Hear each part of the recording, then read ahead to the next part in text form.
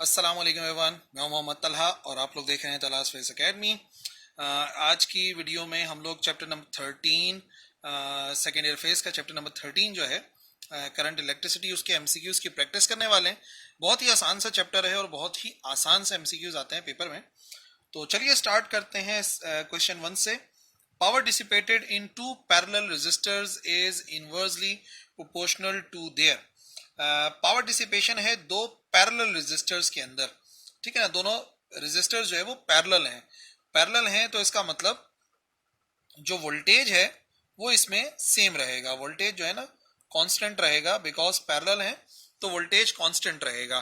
तो फिर वो किस पर इनवर्सली डिपेंड कर रहा है। तो अगर वोल्टेज कांस्टेंट होता है और मैं पावर डिसिपेशन का फॉर्मूला बनाना चाह रहा हूं तो इनवर्सली किस पर डिपेंड करेगा। तो देखिए एक फॉर्मूला है P is equal to V square over R. इसके मुताबिक क्या जाहिर हो रहा है, इसके मुताबिक जाहिर ये हो रहा है क्योंकि इनवर्स रिलेशन बनाना था, और अगर डायरेक्ट बनाते तो उसके लिए फॉर्मूला बनता है P is equal to V I.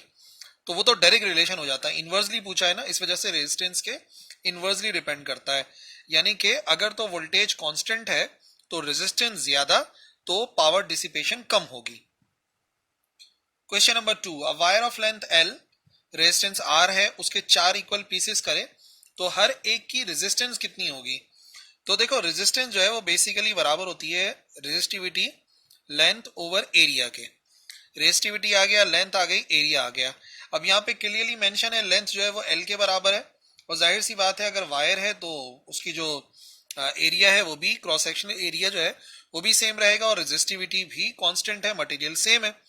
4 equal pieces करेंगे तो अगर लेंथ को डिवाइड बाय 4 करेंगे तो रेजिस्टेंस भी डिवाइडेड बाय 4 हो जाएगी, यानी कि रेजिस्टेंस एक चौथाई हो जाएगी।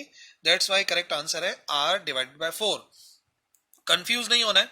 यही सवाल पेपर के अंदर अगर रेजिस्टेंस के बजाय रेजिस्टिविटी के तौर पर आता है तो हम ये कहते हैं कि रेजिस्टिविटी चेंज नहीं होती। बट जाहिर सी बात है अगर लेंथ को आप एक चौथाई करेंगे तो जो रेजिस्टेंस है वो भी एक चौथाई हो जाएगी। A wire is cut into two equal halves, एक वायर है उसको दो इक्वल पार्ट्स में हमने डिवाइड करा। Which of the following physical quantity will not change. फिर वही बात है, अगर हम तार को दो हिस्सों में डिवाइड कर दें तो किस चीज में फर्क नहीं आएगा। तो देखिए एक चीज है जो नहीं बदलेगी उसको कट करने से, वो है मटेरियल। मटेरियल की जो प्रॉपर्टी होती है वो रॉ होता है। What is raw? इसको हम कहते हैं स्पेसिफिक रेजिस्टेंस, या स्पेसिफिक रेजिस्टेंस कहते हैं इसको, या तो हम इसको कहते हैं सिंपल लफ्जों में रेजिस्टिविटी। दैट्स वाई यहाँ पर जो करेक्ट आंसर है वो रेजिस्टिविटी है, बिकॉज रेजिस्टेंस चेंज होगी, कंडक्टेंस चेंज होगी, और ऑल ऑफ दीज तो हो ही नहीं सकता, रेजिस्टिविटी आंसर आएगा। Number 4, EMF of a source in the absence of internal resistance is. तो ईएमएफ का फॉर्मूला है E is equal to V plus I R. ठीक है, ये फॉर्मूला है। अब क्लियर बात है कि यहाँ पर जो है कह रहे हैं इंटरनल रेजिस्टेंस जो है वो जीरो है। अगर इंटरनल रेजिस्टेंस जीरो है तो पूरी वैल्यू जीरो हो जाएगी। तो ईएमएफ बराबर आएगा पोटेंशियल डिफरेंस के, और पोटेंशियल डिफरेंस ऑलरेडी बराबर होता है आई आर के, कैपिटल आर के। दैट्स वाई जो ईएमएफ होगा सोर्स का एब्सेंस ऑफ इंटरनल रेजिस्टेंस में वो आई आर के बराबर होगा। How three parallel resistors each of resistance 3 ohm could be connected with a 2 ohm resistor to have net resistance of 3 ohm। हमारे पास तीन रेजिस्टेंस हैं, तीन तीन ओम की, और उसको सीरीज में जोड़ना है हम 2 ओम के साथ। ठीक है, तो कैसे जोड़ें, मतलब बात यह है कि हम इन तीन पैरेलल रेजिस्टर्स को 2 ओम के साथ कैसे जोड़ें, ये आपने बताना है। तो देखो तीन पैरेलल रेजिस्टर्स हैं तो 1/3 प्लस 1/3 प्लस 1/3 आंसर आएगा ना पैरेलल रेजिस्टेंस का। तो 1 ओवर पैरेलल रेजिस्टेंस तो ये हो जाएगा बराबर 3/3 के। 3/3 का मतलब हो गया 1 ओवर आर पी, जो पैरेलल वाले का आंसर है 1 आएगा, तो यानी कि आर पी भी 1 के बराबर आएगा। पैरेलल कॉम्बिनेशन का जो टोटल आंसर आ रहा है वो 1 ओम आ रहा है।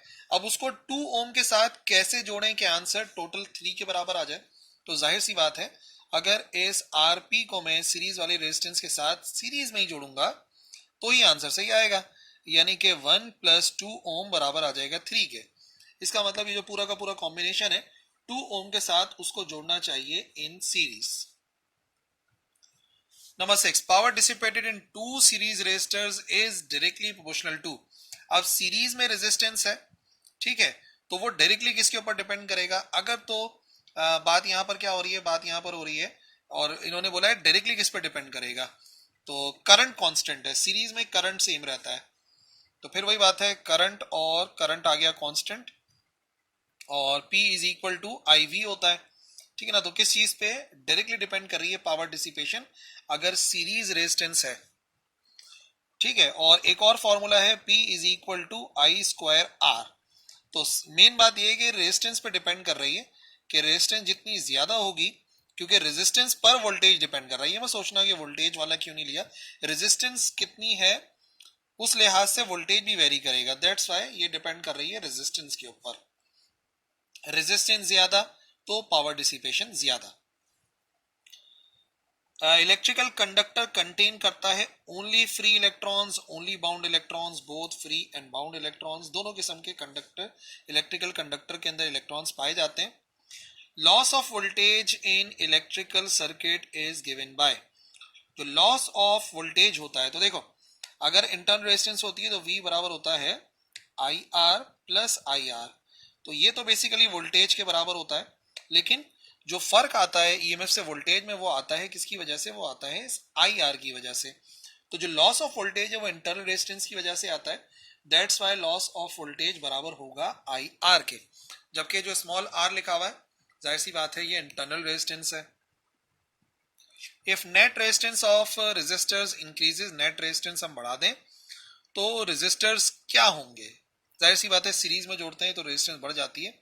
सीरीज का कॉम्बिनेशन का फॉर्मूला होता है equivalent resistance is equal to R1 plus R2 plus R3 and so on. Number 10, kilowatt hour is the unit of electrical energy. Electrical energy का यूनिट होता है, ये वो यूनिट है जिसमें हमारा बिजली का बिल आता है कि हमने कितनी इलेक्ट्रिकल एनर्जी इस्तेमाल करी है। Resistance of a current carrying wire does not depend upon, अभी फॉर्मूला बताया था, R बराबर होता है raw L over A, length पर डिपेंड करती है, मटेरियल पर डिपेंड करती है, एरिया पर डिपेंड करती है, और टेम्परेचर पर तो डिपेंड करती है, टेम्परेचर बढ़ता है तो रेजिस्टेंस बढ़ जाती है। एक चीज पर डिपेंड नहीं करते रेजिस्टेंस, वो है इलेक्ट्रिक करंट। याद रखिए इलेक्ट्रिक करंट तो रेजिस्टेंस पर डिपेंड करता है, रेजिस्टेंस इलेक्ट्रिक करंट पर डिपेंड नहीं करती। 10 ओम, 30 ओम और 40 ओम के रेजिस्टेंस हैं जिन्हें सीरीज में जोड़ा गया है, और 10 ओम वाली रेजिस्टेंस के साथ करंट गुजर रहा है 0.1 एम्पियर, तो 40 ओम वाले के साथ कितना गुजरेगा। याद रखिए सीरीज में करंट सेम रहता है, जब सीरीज में करंट सेम रहता है और ये कह रहे हैं कि 10 ओम वाले से 0.1 गुजर रहा है, तो हर एक से 0.1 एम्पियर ही गुजरेगा, सीरीज में करंट सेम रहता है। एक रेजिस्टर है जो कि कैरी कर रहा है करंट I, और जो पावर डिसिपेशन है वो बराबर है P के, तो जो पावर डिसिपेटेड होगा उसी रेजिस्टर्स में अगर 3 टाइम्स करंट फ्लो करेगा, तो देखिए पावर डिसिपेशन का फॉर्मूला है आई स्क्वायर आर, ठीक है। कैरी कर रहा है करंट I जो कि कांस्टेंट है, सिर्फ और सिर्फ रेजिस्टेंस पर डिपेंड कर रहा है, करंट 3 गुना कर दिया, रेजिस्टेंस वही है, सेम रेजिस्टर है, रेजिस्टेंस सेम है, सिर्फ करंट को हमने कितना कर दिया है 3 टाइम्स ऑफ I, तो हो जाएगा 3 टाइम्स ऑफ I, स्क्वायर तो लगा हुआ है, 3 का स्क्वायर 9 I स्क्वायर R, तो जो भी अब नई पावर होगी वो असल पावर डिसिपेशन का 9 टाइम्स हो जाएगी, यानी कि 9 टाइम्स P के बराबर हो जाएगी। ये वाला फॉर्मूला इस वजह से यूज करा है हमने क्योंकि करंट और रेजिस्टेंस की बात हो रही है, वोल्टेज की बात होती तो वोल्टेज वाला करते हैं। 1 किलोवाट आवर बराबर होता है, याद रखो 1 किलो मीन्स 1000,